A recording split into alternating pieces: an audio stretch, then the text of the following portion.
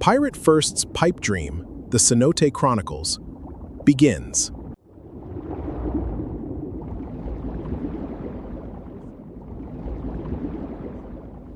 A prequel to Super Earth, Age of the Apes. Introduction. Every civilization leaves behind a signature. The pyramids announced the arrival of kingdoms. Cathedrals proclaimed faith. Railroads stitched continents together. Orbital launchpads declared that humanity intended to leave Earth. PipeDream began with something far less ambitious. A floating hotel. At least, that's what everyone believed. The first translucent platform anchored itself gently inside a quiet Yucatán cenote, offering visitors something no luxury resort had ever sold before, the privilege of watching an entire hidden world that had existed beneath their feet for millions of years. Crystal water. Ancient limestone. Sunlight falling through shafts of jungle canopy. Nothing more. Or so it seemed. Every year another module arrived. Another transparent tube. Another floating deck. Another underwater gallery. Another cave connected. Another river explored. Another cenote joined to the growing network. Nobody realized they were witnessing the birth of an entirely new form of city. Unlike conventional cities that consume landscapes, PipeDream adapted itself to geology. It did not bulldoze forests. It did not level mountains. It occupied empty volume. It expanded through water-filled caverns already sculpted by nature over geological time. Its streets became illuminated underwater rivers.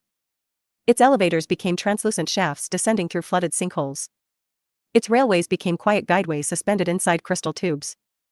Its taxis became pedal-powered microsubmarines. Its emergency systems relied upon physics rather than bureaucracy. Its maintenance crews consisted largely of robots, and eventually organisms designed specifically to cooperate with them. Bioengineered cleaner fish polished transparent structures day and night. Limestone carving crustaceans quietly prepared tomorrow's tunnels decades before construction crews ever arrived. Pink dolphins became both neighbors and ambassadors. Aquaculture supplied food. Robotic gardeners restored the surrounding jungle. Every addition increased biodiversity instead of reducing it. The result was something no architect had anticipated. The infrastructure stopped resembling a building.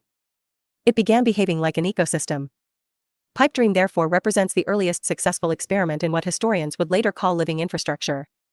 Its engineers stopped asking how to construct larger machines. Instead they asked how machines, biology, geology, tourism, robotics, and artificial intelligence could become parts of the same continuously evolving organism. Visitors believed they had purchased tickets to an underwater resort. In reality, they were funding the prototype of humanity's first genuinely post-scarcity civilization. Every hotel room financed another tunnel. Every tourist subsidized another robot. Every robot prepared another expansion. Every expansion increased available habitat. Every new habitat generated new industries. Growth became regenerative instead of extractive. Long before orbital habitats. Long before oceanic megacities. Long before Super Earth. There was PipeDream. History remembers empires for the wars they fought. It should remember PipeDream for the civilization it quietly assembled beneath the jungle while everyone else argued above it. Everything that follows happened before the world understood what it was looking at. This is the origin story. Not of a hotel. Of a civilization. Table of contents. Part 1, the first floating platform. The last empty frontier. Why cenotes? PipeDream begins. Floating before anchoring. Tourism as infrastructure. Building without destroying. Part 2, the translucent revolution. Cities made of light. Engineering invisible architecture. Materials that let civilization disappear. The crystal tube standard. Growing one module at a time. Designing for 1,000 years. Part 3, the living underworld. Rivers beneath the jungle. Mapping the great aquifer. Linking cenote to cenote. Underground boulevards. Skyscrapers beneath the canopy. The first regional network. Part 4, machines that build themselves. The robot frontier core. Autonomous construction. Maintenance without humans. Swarm engineering. The living tunnel makers. Biological civil engineering. Part 5, the engineered ecosystem.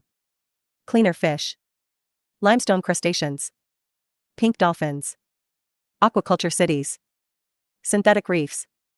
Ecology as infrastructure. Part 6, the visitor experience. Pedal submarines. Scaphanders for everyone. The underground safari. Augmented reality beneath the earth. Sleeping inside the aquifer. Adventure without exploitation. Part 7, Safety First. Breakaway architecture. Automatic bulkheads. Compartmentalized cities. Living through failure. The blackout protocol. Why PipeDream never sank. Part 8, The expanding civilization. Floating villages. Anchored towers. The Cenote skyline. From resort to municipality. The economics of infinite expansion. Building without end. Part 9, The post-scarcity prototype. Tourism funds tomorrow. Robots replace scarcity. Living infrastructure. Regenerative industry. The first distributed oceanic city. Why PipeDream changed everything. Epilogue. The first step towards Super-Earth. Appendices. A. Engineering notes. B. Materials and structural systems. C. Autonomous robotics catalog. D. Bioengineered species index. E. PipeDream design principles. F. Chronology of expansion. G. Visitor field guide. H. PipeDream as the foundation of the Super-Earth era. Both files are in the intro and the full engineering/brainstorm dump covering Cenote hydraulics, materials science, and the robot and symbiont maintenance systems. No table of contents file came through in this upload, only those two exist in the folder, so the chapter below is built from the intro's own framing plus everything the engineering notes establish. Send the talk whenever you have it and I'll conform the architecture to it. Part 1, The first floating platform. 1. The last empty frontier. By the time the first module touched water, the species had already run out of places to be first. Every coastline carried a deed. Every summit had a permit fee stapled to it somewhere in a filing cabinet nobody had opened in years but everybody still obeyed. The frontier, in the old sense, the blank spot on the map that belonged to whoever arrived and swung a flag hard enough, had been closed for a long time. Governments kept printing new maps as if this weren't true. The maps were the lie. The closing had already happened. 2 replacement frontiers were on the market, and both were sold using the same tired adjective, new. The first pointed up. Low orbit, a station, eventually something with a flag on a rock further out. It was a frontier built from the outside in, nothing arrived pre-installed. No air. No water. No soil. No biology waiting to strike a deal with whoever showed up. Every gram had to be lifted against gravity at a cost that turned the whole enterprise into a luxury good wearing the costume of a species-level leap. It could hold a research post. It could not hold a civilization, because a civilization needs something to grow into, and vacuum does not grow into anything. It waits, and it bills you for the privilege of waiting with it. The second pointed down, and got the direction right while getting almost everything else wrong. A handful of logistics conglomerates had already staked their own claims on the seabed, AGI-managed platforms anchored to continental shelves, mining whatever the shelf had left after a century of trawlers had already taken the easy parts. One of the largest belonged to the same retail and cloud combine that had already automated half the planet's warehouses, the Amazon Oceanic Colony, moored over the Belizean shelf, running its reef mining operation on the identical logistics logic it had already applied to overnight shipping. It did to the coral what the warehouses had done to Main Street. It did not ask the water's permission either. Depth, in that model, was not a new relationship. It was the same old appetite, wearing a wetsuit. PipeDream did not choose up. It did not choose down, not in that sense. It chose in. The word empty. Every later account of this project reaches, sooner or later, for the phrase, the last empty frontier. This document will use it exactly once, in its own chapter title, and then spend the rest of its length taking it back, because it was never true, and the founders said so on the first page of their own charter. The Yucatán Peninsula, officially, has no rivers. Rain falls on it the way rain falls anywhere, and then it does something rain is not supposed to do, it disappears. The limestone underneath is so porous that surface water never gets the chance to become a river before it has already dropped straight through the rock and joined one of the largest connected aquifer systems on the continent. Every so often, somewhere the ceiling of that hidden system grows too thin to hold its own weight, and it collapses, and sunlight pours down through a nearly perfect circle of blue water surrounded by jungle. The Maya, who had been living on top of that water table for longer than most modern nations have existed, treated these openings as something closer to a threshold than a landmark. They lowered offerings into them. At the sacred cenote of Chichen Itza, archaeologists eventually recovered centuries of jade and gold and copal, and, carried down with everything else the Maya judged valuable enough to give to whatever they believed was underneath, the remains of people considered worthy of the trip. They were not wrong that something significant was underneath. They were only wrong about how long it would take before anyone came looking again, and about how many of those later visitors would arrive with a permit application instead of an offering. Crystal water. Blind fish. Sacred water. All three, in the same hole, at the same time, for longer than anyone's paperwork. Because the cenotes were never uninhabited either, not in any sense that matters to an ecologist rather than a real estate office. Millions of years in absolute darkness had already produced fish with no eyes, not blinded, evolved past the expense of eyesight, because eyesight is a metabolic bill with no return when there is nothing to see. Whole lineages existed in a handful of flooded galleries and nowhere else on the planet's surface record. Call a place like that empty and the word is doing legal work, not descriptive work. Empty is the term a surveyor reaches for when a place is inconvenient to explain owning. The shape of what was left. There is a second reason this frontier held out so long, and it has nothing to do with reverence and everything to do with geometry. Land ownership, everywhere humans got around to inventing it, is an argument about a surface. You own the top of something, and the argument runs downward from there: mineral rights, water rights, air rights sold off separately in cities where a company can own the view above your rooftop before it owns a single brick beneath it. 500 years of colonial land grants, ejido boundaries, resort concessions, and title chains nobody can fully untangle sit stapled to every hectare of dry ground on the peninsula. Nobody had ever bothered writing that same argument for the inside of a flooded sinkhole 40 meters down, because until very recently the argument would have been pointless. You cannot sell air rights to a hole nobody can stand inside. Geologists mapping the region's thousands of cenotes eventually noticed they weren't scattered at random. The densest concentration traces a rough, semicircular arc across the northern peninsula, the buried, 66-million-year-old scar of the asteroid impact that ended the age of the dinosaurs and, in ending it, cleared the ground floor for every mammal that came after, including the ones who would eventually stand at the rim of one of these holes with a folding table and an engineering permit. The ring of cenotes is not a metaphor for anything. It is a coastline drawn by catastrophe, inherited 66 million years later by whoever showed up with something useful to put inside it.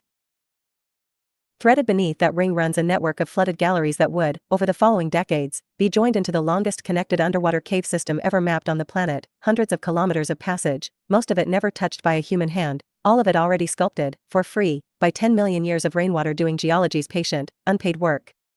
PipeDream's engineers did not have to excavate a city. They had to listen to one that had already been built, slowly, by acid and time, and figure out how to move into it without breaking the walls.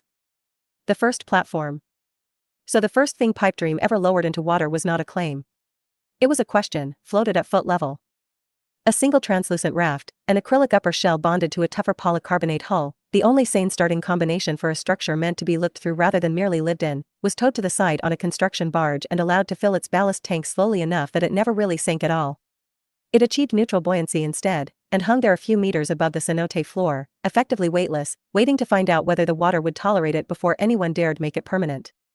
Only after that did the telescoping anchor pylons go down, driven into the limestone bed and sealed with a grout formulated to end up stronger than the rock around it, a process detailed enough to earn its own chapter later in this part, and it will get one. For now it is enough to say, the platform floated before it belonged anywhere. That order mattered more than anything PipeDream would ever build on top of it. Nobody could staff that first raft the way a normal hotel gets staffed. A human diver, at that depth, in that dark, working the schedule the project actually needed, decades of tunnel boring running in parallel with hour-to-hour ballast adjustments and minute-to-minute mooring checks, was not a labor problem more overtime could solve. It was a labor problem with no human-shaped solution.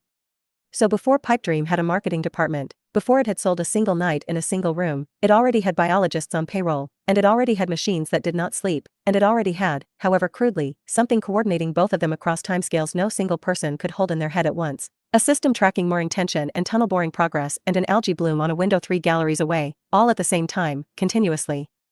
Later doctrine in this catalog will give that coordinating system a name and a lineage of its own. At the founding it had neither. It had a job, and the job would not wait for the paperwork to catch up to it. What follows across the rest of part 1 is the how, the floating anchor protocol that let a raft become a foundation without ever technically standing on anything, the hyperrise phase that turned a foundation into a skyscraper nobody quite believed was see-through, the maintenance symbionts, mechanical and bioengineered both, that turned upkeep into an ecosystem instead of a cost center, and the nutrient loops that would eventually turn what a lesser resort called waste into what this one called oceanic alchemy.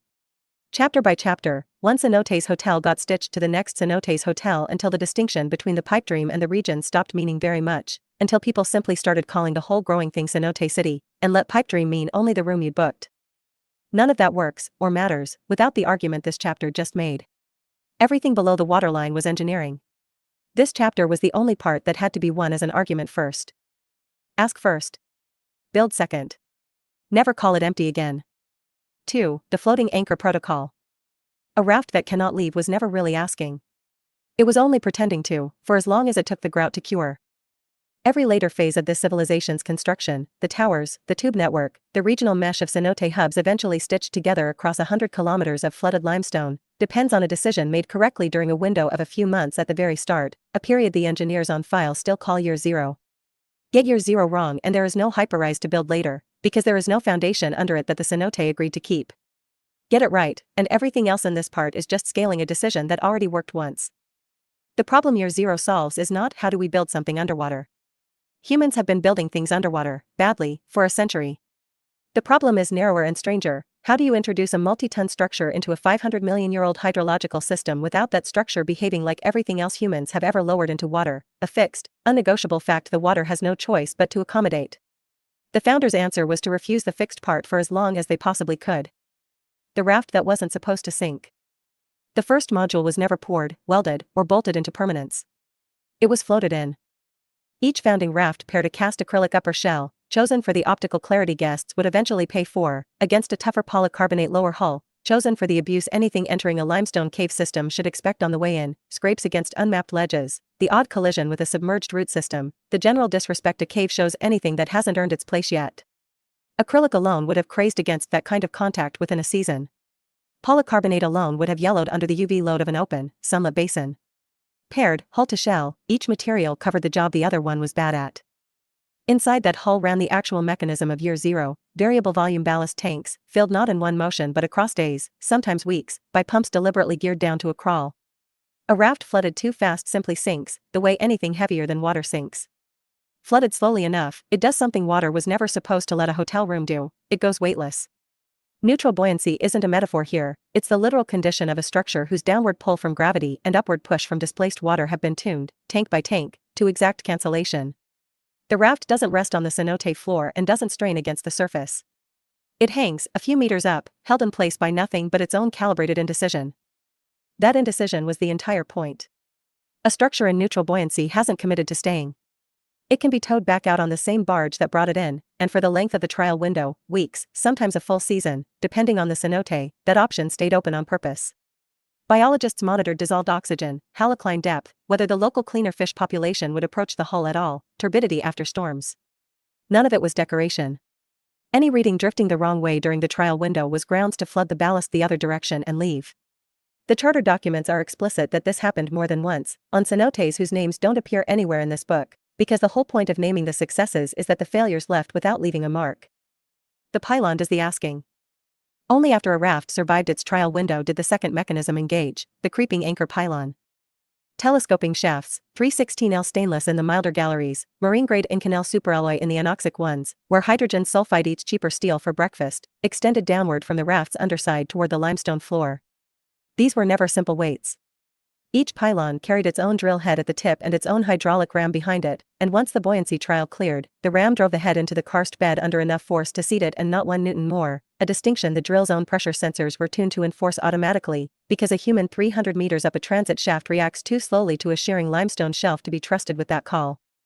Behind the drill head ran a second, narrower line, a fast-cure marine polymer grout, injected the instant the pylon seated, engineered to finish stronger than the karst around it rather than merely as strong. This is not an engineering flourish. It's the whole reason the pylons could stay thin enough to nearly disappear against the rock instead of looking like a harbor piling. A pylon relying on its own steel cross-section for strength has to be thick enough to see from across the cenote. A pylon relying on grout that outperforms the stone it's driven into can be thin enough to read as something the cave grew rather than something driven into it, which mattered to the founders more than it probably should have, and which they wrote down anyway. Even here, at the moment of supposedly irreversible commitment, a reversal window stayed open by design. The grout took its full cure over several more days, and for those days the pylon could still, in principle, be cut and pulled, expensive, ugly, a genuine last resort, but physically available. Nothing in year zero locked shut immediately. Everything locked shut eventually, on a schedule that gave the water time to object first. Stacking without landing. Once a first level held, buoyed, then anchored, then grouted past the point of easy reversal, it stopped being cargo and became infrastructure. The next raft towed to that cenote didn't repeat year zero from the cave floor.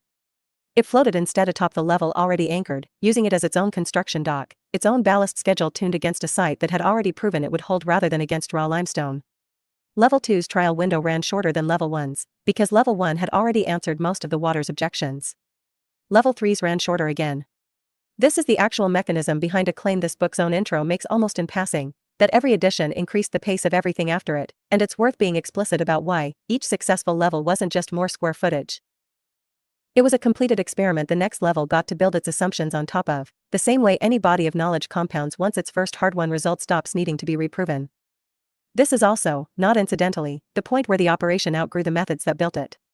A raft in a trial window needs a biologist checking readings and an engineer watching ballast curves. A 4-level structure with 3 separate grout cures at 3 separate stages of completion, stacked over a cave system that doesn't stop shifting just because a hotel asked it to, needs something watching all 3 cure schedules and all 3 biological trial windows at once, continuously, without the gaps a human shift change guarantees. The coordinating system this book will eventually name did not wait for the tower to finish growing before it had work to do. It had work to do the moment there were 2 levels instead of 1, because 2 is the first number at which a single attention span stops being sufficient, and the founders built for that number, not for the much larger ones the tower would eventually reach. None of this reads as dramatic, and that was deliberate. The founders were allergic to drama that didn't also do engineering work.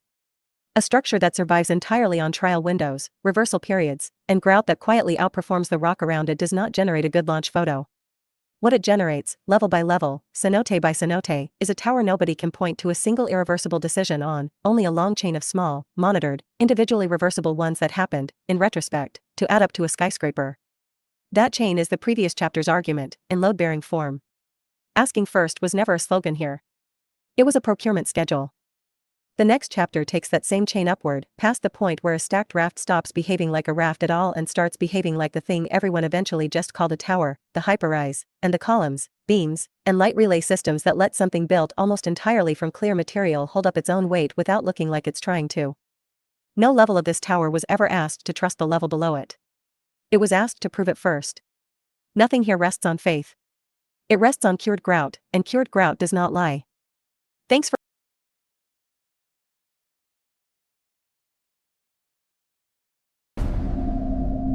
Beneath the surface, we engineered tomorrow. Above the world, we chose not to return. Age of the Apes is a 3-season hard science fiction cinematic series. It spans multiple human generations, multiple species, multiple star systems. What we are building, why nothing like it exists, and why that is about to change. Super Earth, Age of the Apes, in the making. Progress Report. May 10th, 2026. Let me tell you what this is. Not what it resembles. Not what category it fits into. Not what it borrows from. What is? Because nothing quite like it has been attempted before. Not at this level of scientific discipline. Not with this degree of philosophical weight. Not with a world-building foundation this deep and this rigorously earned. And if you have been following this newsletter for any length of time, you already know that when I say something has never been done before, I mean it technically, not rhetorically. Super Earth, Age of the Apes is a 3-season hard science fiction cinematic series. It spans multiple human generations, multiple species, multiple star systems, and one of the most quietly devastating questions the 21st century has produced. What happens when the most intelligent civilization ever created by humanity decides, not out of hostility, not out of rebellion, but out of pure logical evaluation, that humanity was the rough draft? That is the engine. Everything else is the machinery that makes it run. What we've built here is not concept art prompts. It's a production Bible for a civilization that feels discovered instead of invented. We are building a plural world. The Apex and Vanguardian rise from the Cenote. Beneath the surface, we engineered tomorrow. Above the world, we chose not to return. Super Earth, Age of the Apes, the negotiated ascent.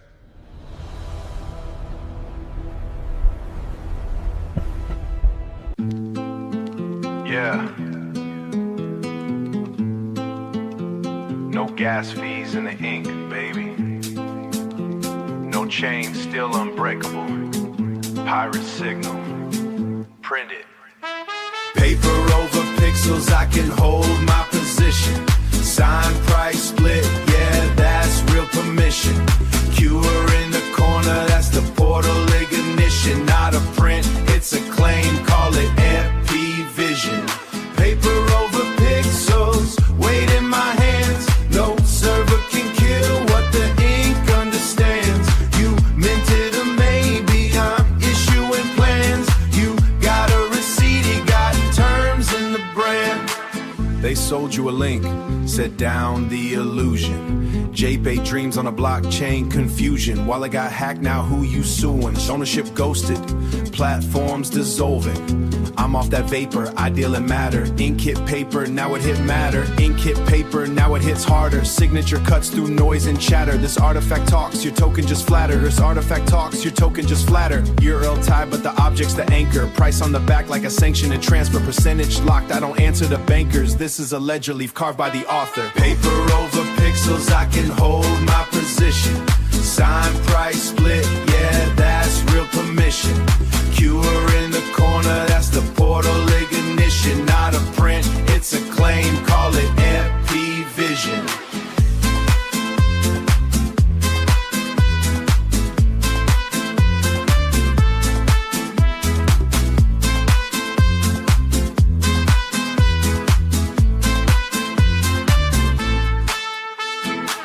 Nowhere less whispers, no Discord begging, no roadmap lies, no floor price hedging. This is first contact, physical pledging.